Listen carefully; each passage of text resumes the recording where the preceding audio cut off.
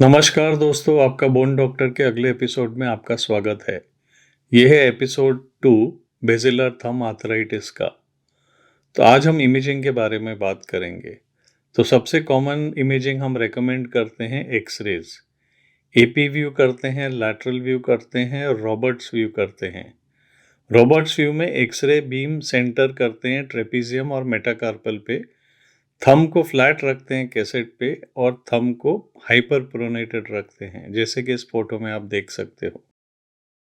Findings में joint space narrowing दिखता है, ऑस्टिफाइड दिखता है और एमसीपी हाइपर एक्सटेंशन भी दिख सकता है, जैसे आप इस फोटो में देख रहे हो।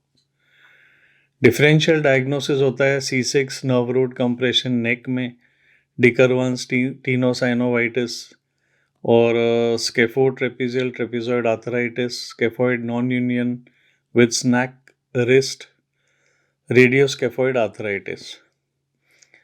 ट्रीटमेंट देखें तो नॉन ऑपरेटिव ट्रीटमेंट प्राइमरीली शुरू करते हैं। कभी बहुत ज़्यादा पेन हो तो थंब स्पाइक अप ब्रेसिंग कर सकते हैं, एनाल्जेसिक्स दे सकते हैं, पेन किलर्स। ये फर्स्ट लाइन ऑफ ट्रीटमेंट है फॉर माइल्ड सिम्टम्स। अगर पेशेंट नहीं रिस्पॉन्ड करता है तो फिर इंजेक्शंस पे जा सकते हैं। ये सेकेंड लाइन ऑफ ट्रीटमेंट है for mild to moderate disease. Types of injection होता है स्टेरॉइड इंजेक्शन या हाइल्यूरोनिक एसिड। स्टेरॉइड इंजेक्शंस का गुड एविडेंस है to support giving it. Hyaluronic acid experimental है। स्टडीज कोई डिफरेंस नहीं बताती इन रिलीफ ऑफ पेन या improvement in function when compared to placebo या कॉर्टिकोस्टेरॉइड्स, और ये एक्सपेंसिव होता है। ऑपरेटिव ट्रीटमेंट में आर्थ्रोस्कोपिक डिब्राइडमेंट करते हैं जॉइंट का अर्ली स्टेजेस में, ये थोड़े सालों तक रिलीफ देता है। फर्स्ट मेटाकार्पल ऑस्टियोटोमी कर सकते हैं, जैसे इस फोटो में आप देख रहे हो। इसका इंडिकेशन होता है स्टेज 1 या 2 डिजीज। कॉन्ट्रा इंडिकेशन होता है हाइपर मोबिलिटी या फिक्स्ड सबलक्सेशन CMC जॉइंट का और MCP hyper extension more than 10 degrees.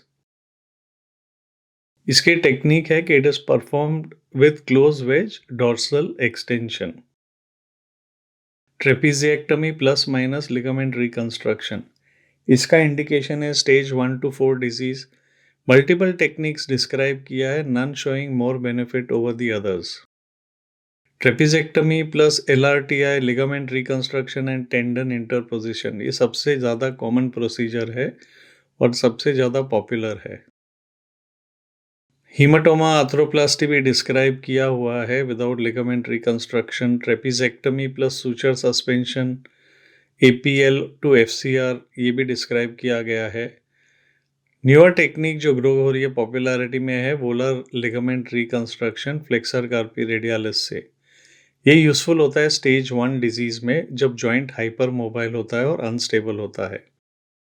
Pen होना चाहिए पेशेंट को वारस वाल्गस स्ट्रेस में। एक्सेशन भी करते हैं प्रॉक्सिमल थर्ड ऑफ ट्रेपीजॉइड का। ये आइडियल होता है पेशेंट्स का जिनमें कॉन्कोमिटेंट स्केफोड ट्रेपीजॉइड आर्थराइटिस होता है, जो 62% पेशेंट्स में होता है, specially in grade 4 disease. Carpometacarpal arthrodesis भी करते हैं यंग पेशेंट्स में।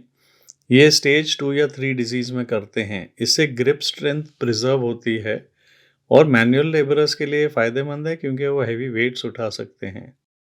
कॉन्ट्राइंडिकेशन होता है स्केफोट्रेपीजियो ट्रेपीजॉइडल आर्थराइटिस। इस जॉइंट का डीनर्वेशन भी करते हैं। ये स्टेज 1 to 4 में कभी भी कर सकते हैं। और प्रोस्थेटिक आर्थ्रोप्लास्टी आजकल फेवर में नहीं है। तो कॉम्प्लिकेशंस देखें तो फर्स्ट मेटाकार्पल सबसाइडेंस है और narrowing of trapezial space height है। यह अकर होता है after trapeziectomy plus minus tendon suspension.